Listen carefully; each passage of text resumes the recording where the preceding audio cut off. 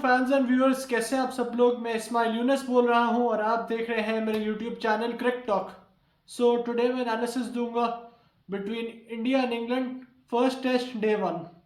Obviously बड़ा अच्छा बड़ा ज़बरदस्त टेस्ट मैच हो रहा है और मैं समझता हूं कि जैसे इंडियन प्लेयर्स ने बैटिंग की है मैं उनसे ज़्यादा बेहतर एक्सपेक्ट कर रहा था। मैं उनके बाकी बैट्समैनों से ज़्यादा बेहतर परफॉर्मेंस एक्सपेक्ट कर रहा था।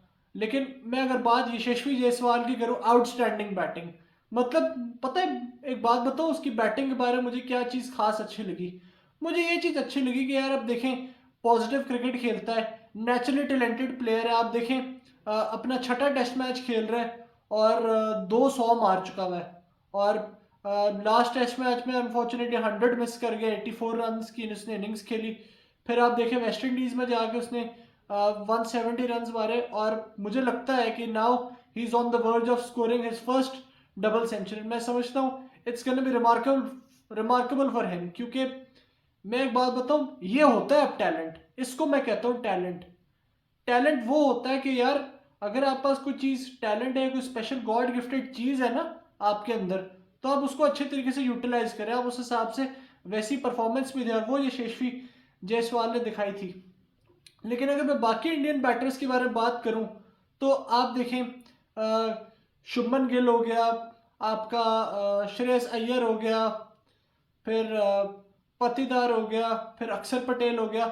ये चार पांच बैट्समैन सेट होके आउट हुए और मैं समझता हूँ कि इन सबको लंबा जाना चाहिए था। अगर मैं श्रेयस अय्यर की बात करूं, देखें श्रेयस अय्यर एक सीनियर प्लेयर है, तो मैं समझता हूँ उस हिसाब से सीनियर प्लेयर की उसको रिस्पॉन्सिबिलिटी उठानी चाहिए थी। मैं ये समझता हूँ कि अगर विराट कोहली इस टीम में नहीं खेल रहा, अगर आपका रविंद्र जडेजा नहीं खेल रहा इस टीम में, और केएल राहुल नहीं खेल रहा है इस टीम में, तो मैं समझता हूँ श्रेयस अय्यर जैसे बैट्समैन को रिस्पॉन्सिबिलिटी उठानी चाहिए। वो एक सीनियर बल्लेबाज है। तो मैं समझता हूँ जितने भी इंडिया के ऐसे बैट्समैन के जिनके मैंने नाम लिए हैं ना, ये 25-30 करके आउट हुए, मैं समझता हूँ इनको लंबा स्कोर करना चाहिए था। अगर लंबा स्कोर करते तो मैं समझता ये जरूर लंबा स्कोर, मतलब लंबा टीम का रन्स कर पाते। और मैं आपको एक बात बताऊं, अगर ये यशस्वी जायसवाल 170 रन ना कर पाता तो मैं समझता टीम इंडिया उससे भी वर्स सिचुएशन में होती। मैं समझता हूँ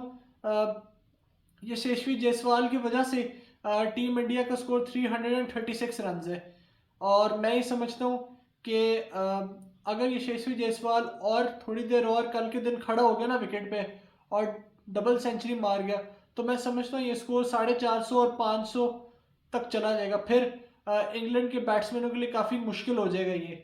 और मैं अगर बात करूँ, पिच बहुत ज़बरदस्त है, बैटिंग विकेट है, और मैं समझता हूँ इस पिच के हिसाब से इंडिया को 500 रन मारने पड़ेंगे और इंग्लैंड को इंडिया को अंडर 400 रन आउट करना पड़ेगा। फिर जाके इंग्लैंड जो है इंडिया को अंडर प्रेशर डाल सकती है डे टू में।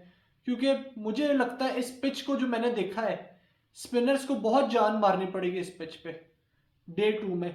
क्योंकि आपने नॉर्मली इंडिया की पिचेस देखी हैं, ये डे 3 डे 4 डे 5 में जाके बॉल टर्न होने लग जाएगा, फिर जाके इंग्लैंड के भी फेवर में आ जाएगा और ये इंडिया के फेवर में भी आ जाएगा। तो मैं समझता हूँ कि अगर इंग्लैंड 400 रन तक रिस्ट्रिक्ट कर देगी इंडिया को, तो मैं समझता हूँ इंग्लैंड के लिए बैटिंग करना डे टू में बहुत आसान हो जाएगा। क्योंकि उनके पास रविंद्र जडेजा नहीं है, उनकी कमी महसूस होगी टीम इंडिया को। तो मैं समझता हूँ उस हिसाब से इंग्लैंड को कि बस अच्छा मौका है कि जब डे टू में वो बैटिंग करने जाए तो वो कैपिटलाइज कर सकते हैं इस पिच को। और मैं समझता हूँ ये पिच इंग्लैंड के लिए बड़ा वाइटल होगा डे टू में, क्योंकि सीधा सीधा बल्ले पे आ रहा है बॉल। इंडियन बैटर्स के लिए भी इतनी ज़्यादा मुश्किलात नहीं हो रही। और आप देखें बाकी इनकी अगर मैं बात करूं टीम इंडिया की, तो इनके लिए भी इतनी ज़्यादा खास डिफिकल्टीज नहीं हो रही। बस मुझे ये लगता है कि कोहली नहीं है इस टीम में।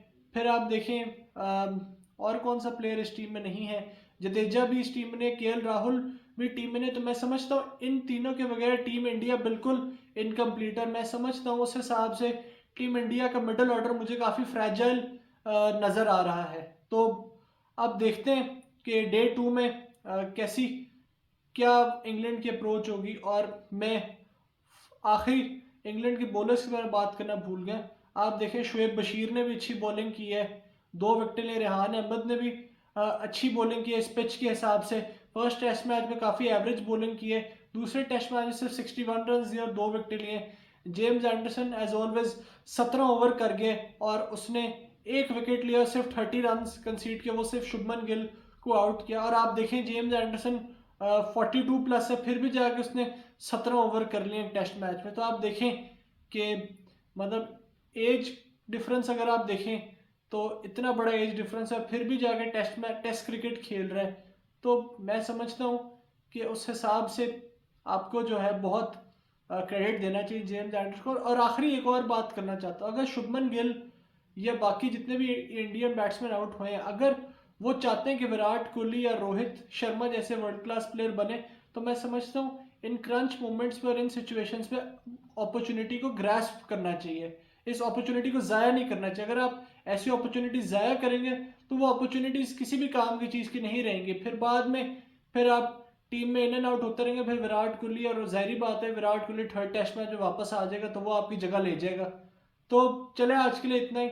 मेक श्योर कि इस वीडियो को लाइक करें और इस चैनल को सब्सक्राइब करें। मैं इंशाल्लाह आपको नेक्स्ट वीडियो में मिलूंगा। इजाज़त दीजिए, अल्लाह हाफिज़।